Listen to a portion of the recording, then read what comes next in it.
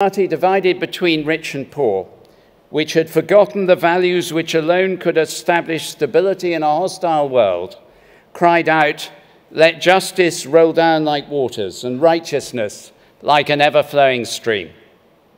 500 years later, near Nazareth, a young pregnant woman called Mary went to see her cousin Elizabeth. Mary, greeted by Elizabeth as the mother of the Savior Jesus, cried out in what we know as the Magnificat, saying about God, "He has shown strength with his arm, he has scattered the proud in the thoughts of their hearts. He has brought down the powerful from their thrones and lifted up the lowly. He has filled the hungry with good things, and the rich he has sent away empty." By the way, I better warn you, there's quite a bit of God in this. It's sort of my job. Mary's song is revolution in immortal verse. It is describing God, not describing human aspiration. It says justice is who God is. Who God is sets the pattern for who we should be and what our society should be. That is political, but not party political. The Bible is political from one end to the other, but we step into dangerous territory when either left or right claim God as being solely on their side. Jesus was highly political. He told the rich that they would face woe. He criticized the king of the time as a fox. He spoke harsh words to leaders of the nations when they were uncaring of the needy. Mary's song, the Magnificat, central to the New Testament, is so revolutionary that anyone who takes it seriously finds it a threat to power and entitlement. Like all human institutions, the church has been very variable in holding to its originating vision. In Jerusalem, the earliest Christian community chose to share what they had with those who had the greatest needs. They held to generosity and equivalence before God, so that neither gender nor social status nor identity nor ethnicity gave privilege. Justice is God's nature, but it is our responsibility. To speak to the TUC in its 150th year is to receive the enormous gift of being in the presence of a gathering that has been instrumental over that century and a half in reducing inequality, challenging injustice, and speaking up for the poor, the marginalized, and the oppressed. The TUC itself began by facing prejudice, legal disadvantage, and persecution. It took on the mantle of the Tolpuddle martyrs betrayed by their local vicar.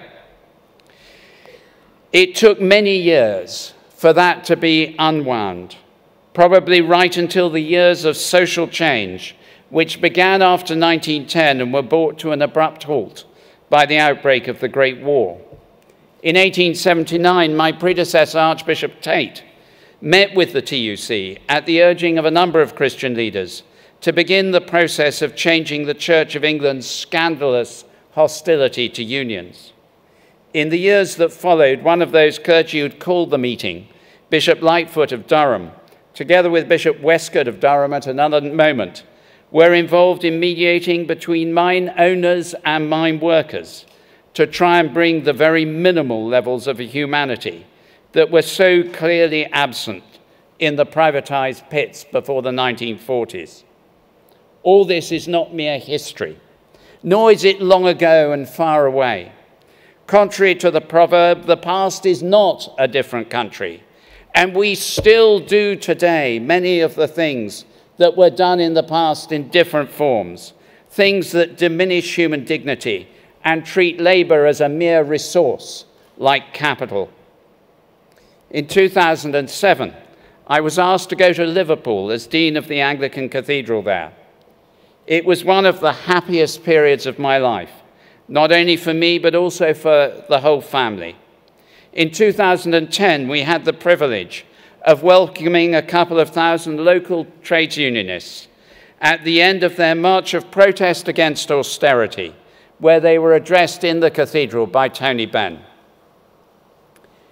In Liverpool, the bitterness of the docks remained.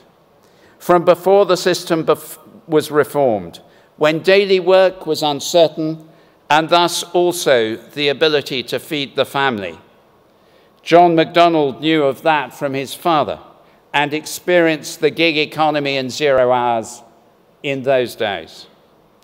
Today, there are some who view that kind of oppression of the employed as a virtue. The gig economy, 0 hours contract, is nothing new. It is simply the reincarnation of an ancient evil.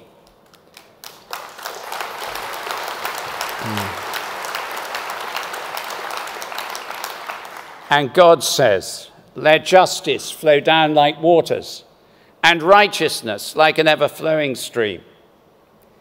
Great and historic advances were won over this last century and a half by the determination and vision of working men and women in trade unions. Not everything was perfect. Not every decision of every union was without fault. I have no illusions about the fallibility of institutions, whether they be churches, companies, governments, or trade unions. It is all too easy to find privilege and power, influence and importance, an overwhelming temptation, which often subdues our original vision and motivation. We know that in the church. And let us not delude ourselves into thinking that the gig economy is the only reincarnation of oppression of the vulnerable in employment. Pensions are just one example of the profit motive leading to the weakest being given the most risk and the strongest the most protection. In these areas and in employment rights and in many others, we see that where inequality and profound injustice seem entrenched, insurmountable, it leads to instability in our society, divisions between peoples, vulnerability to the populism that stirs hatred between different ethnicities and religious groups, the rise of ancient demons of racism, anti-Semitism, Islamophobia and xenophobia, and the rise of extremism. But let justice flow down like waters and righteousness like an ever-flowing stream. I meet frequently with other religious leaders, not only those from my own tradition, but from the other faith traditions that are part of the essential fabric of this country. It would be wrong of me to stand before you today and not speak of some of the anxiety I've heard from my Jewish and my Muslim friends about the language used to refer to them in political discussion and debate. It is anxiety I share. On both left and right, we have too often in recent times seen language which has been insensitive to the very real vulnerabilities of those who are too often talked about, much less often talked with. I know that all people of goodwill in this hall share that sense of concern and will do all they can to build that society and that politics of mutual respect and understanding and friendship. We all know that when any vulnerable group is objectified, trolled in social media, dismissed, then all of us are diminished. Such things are not worthy of our country, of its great Christian heritage, of its possibilities and vision, of a generous, just, and righteous society. Many of us know the great poem by Pastor Niemöller, written after 1945. First, they came for the socialists, and I did not speak out because I was not a socialist. Then they came for the trade unionists, and I did not speak out because I was not a trade unionist. Then they came for the Jews, and I did not speak out because I was not a Jew. Then they came for me, and there was no one left to speak for me. Oppression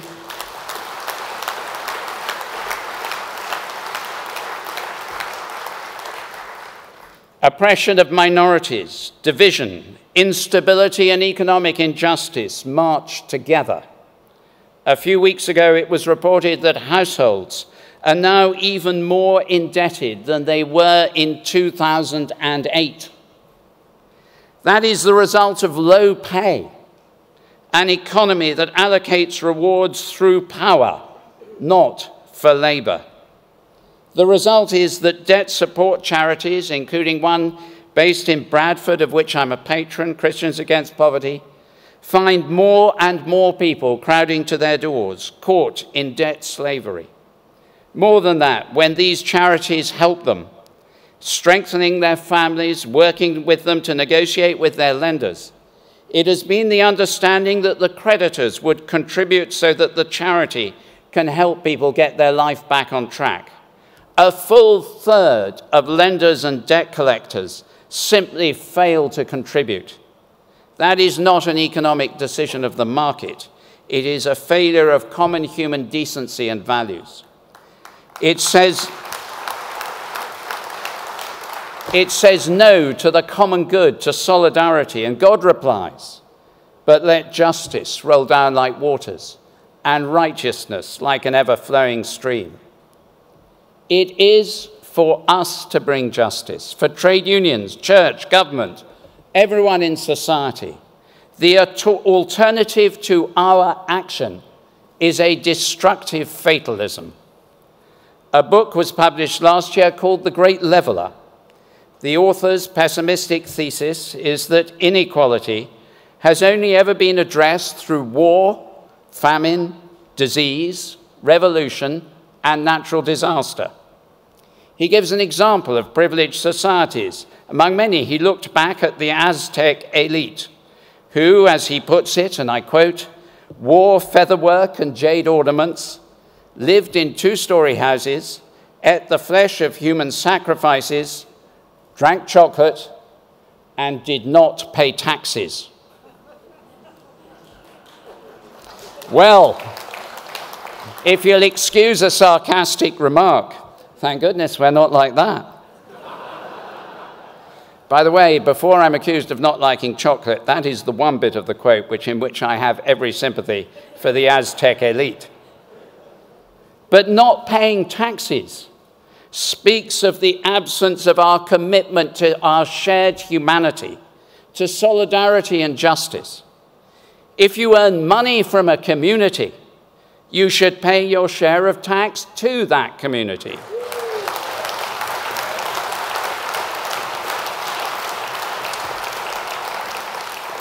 I was in business, and I know that within limits, it is right and proper for people to arrange their tax affairs and for companies to do so.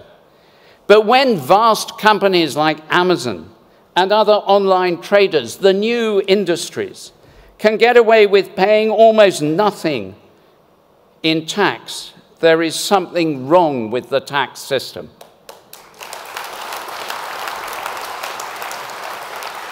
They don't pay a real living wage, so the taxpayer must support their workers with benefits. And having leached off the taxpayer once, they don't pay for our defense, for security, for stability, for justice, for health, for equality, for education. Then they complain of an undertrained workforce from the education they have not paid for.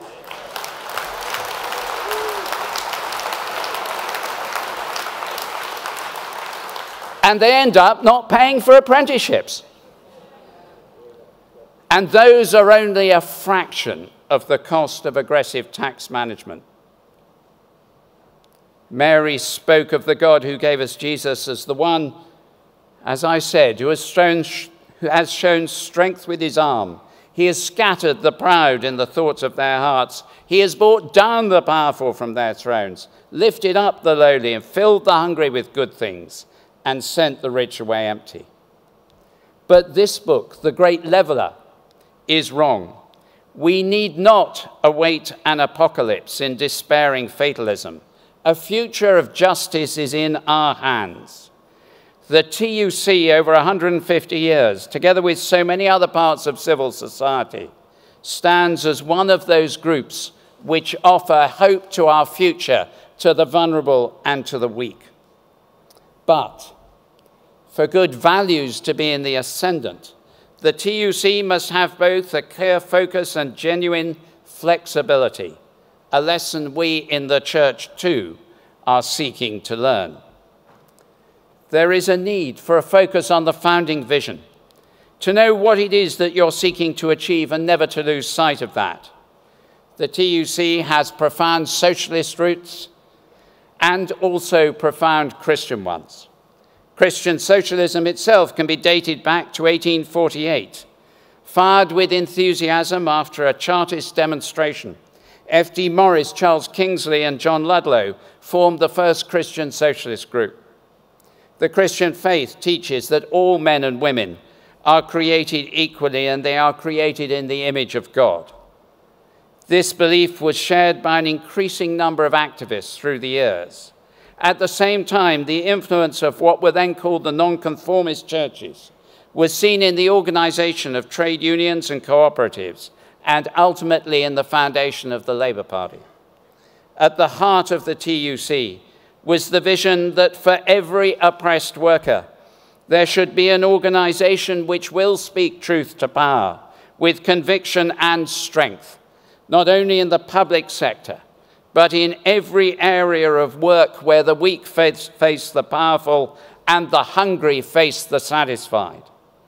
There must be unions in the gig economy. There must be unions in industries being automated, unions wherever workers are vulnerable. There must be a new unionization, or, President, there will be a new victimization.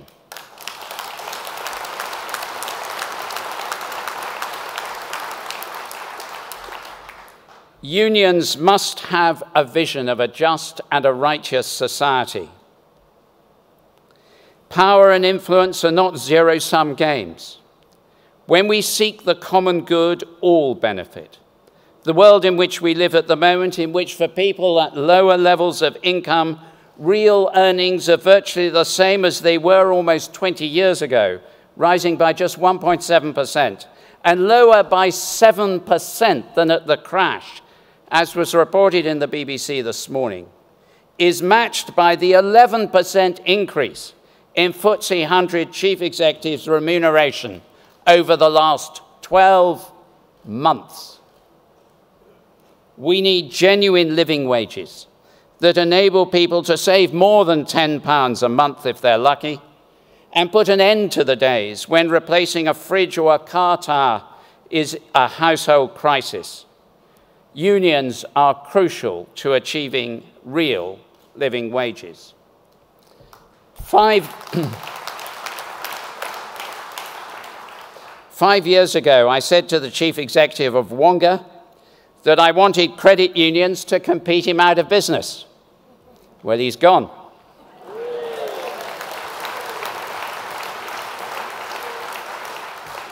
Today, I dream that governments, now and in the future, put church-run food banks out of business. I dream of empty night shelters. I dream of debt-advised charities without clients. When justice rolls down like water and righteousness like an ever-flowing stream, the food banks close, the night shelters are empty, families and households are hopeful of better lives for themselves and their children. Money is not a tyrant, and justice is seen. But this is not a vision for government alone. Governments of any party, all parties, will fail, act foolishly, be far away. Only partnership between government, civil society, including unions and churches and everyone else, business and community, can heal the sicknesses of society now and in the future. But with focus on our aims, there must also be flexibility. Your own paper on the future of work speaks of the monumental changes before us. Once again, I do not lecture you as one who has got it right. Flexibility is about adjusting to a world where, through communication and social networks, We may have information, but not affection. We risk recognition of issues, but not relationships to stand alongside people. We amplify communication, but not conversation. We embrace automation and risk losing human dignity.